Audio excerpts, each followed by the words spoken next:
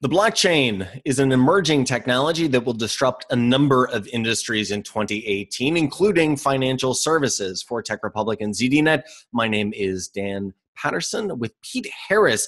He is the principal at Lighthouse Partners, a blockchain startup. Pete, thank you very much for your time today. I wonder if we could first begin by defining terms and defining what we mean by financial services and by disruption. The blockchain is changing a lot of different industries, but how is that technology being used in financial services?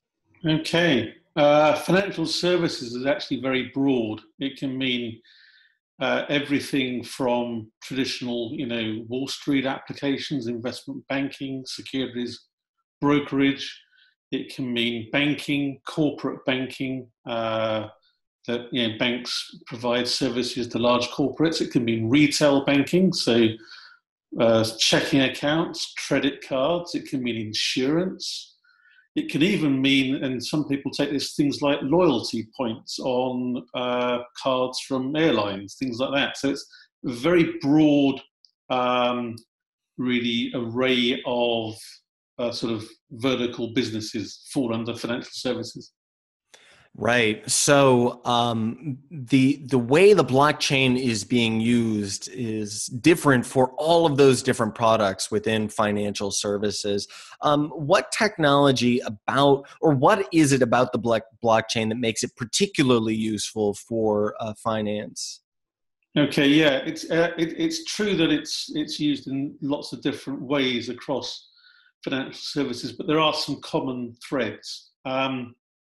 The first one is that it really allows collaboration between a number of different parties who may not actually know one another at all or very well.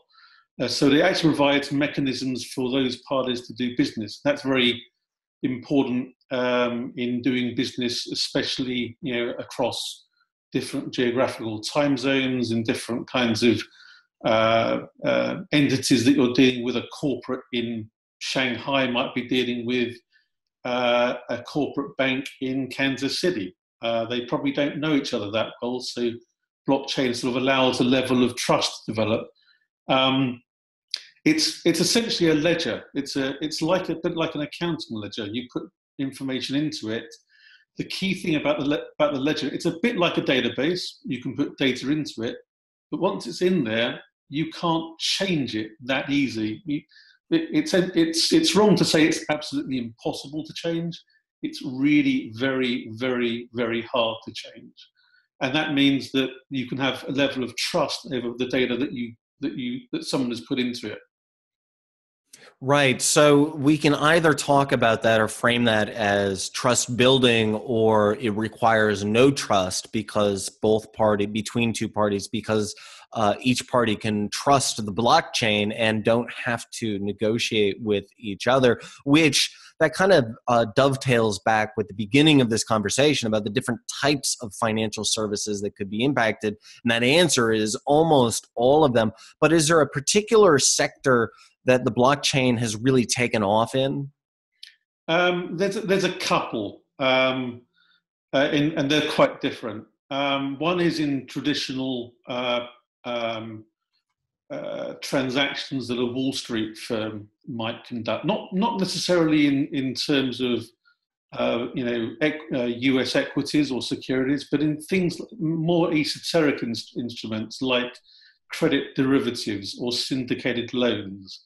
We're seeing blockchain being actively now piloted by companies by organizations like the DTCC, which is a huge industry utility, by companies like by big banks like Credit Suisse in that area. So that's one area.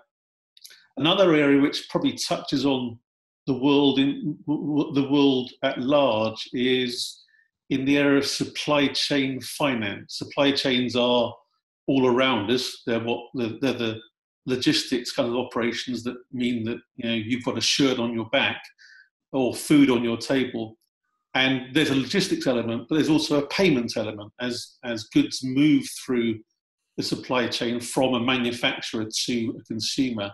They have to be paid for all along the way. it's usually a big number of steps, 20 steps, 30 steps, different providers and suppliers and buyers within that. They need to have mechanisms that they know and trust to handle the financing. And blockchain's being very actively piloted now in that area.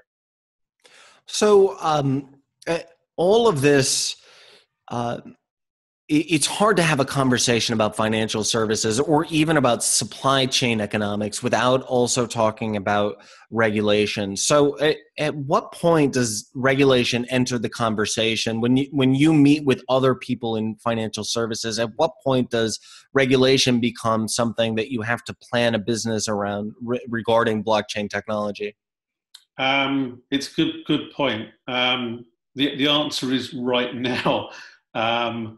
I'd say that especially when it comes to Wall Street firms, they're very used to regulation. They are regulated. There's lots of regulations involved in them, and because of that, they've been very cognizant of the fact that whatever they do is going to be subject to scrutiny by regulators, and that's now definitely happening. Regulators want to know about the systems being used. They want to know about the safeguards in place. They want to know whether it leads to added risk, things like that. In other areas, regulation is less well developed, especially in supply chain.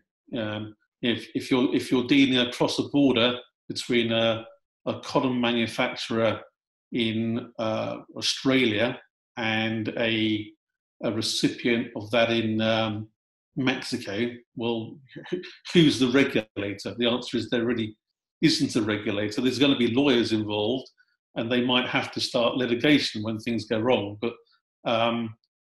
it depends on which kind of vertical as to how much regulation is involved. Wall Street, absolutely, for sure. So what advice would you provide for an established company looking to invest or become involved with blockchain tech, and for startups or young new companies who might base themselves on blockchain technology? Mm-hmm. Okay. Lots of advice, I guess. The first one is become educated, not only by basically by going out and talking with your peers, talking with customers, talking with vendors. There are a lot of very large vendors now involved in the space, name brands, IBM, SAP, Oracle, pretty huge names that you've probably got relationships with. Definitely look at the open source community, which is actually pretty well developed now. You can actually, if you're technically minded, you can go to websites right now and download very credible open source code and begin to experiment with it. And that's that will apply to a startup as well. Startups generally don't have an awful lot of money around, and so you can definitely look at applying both cloud technology and open source blockchain technology to begin to sort of get an understanding of the technology and begin to develop on it. So it's a huge education really program, but there is actually quite a lot of help out there. So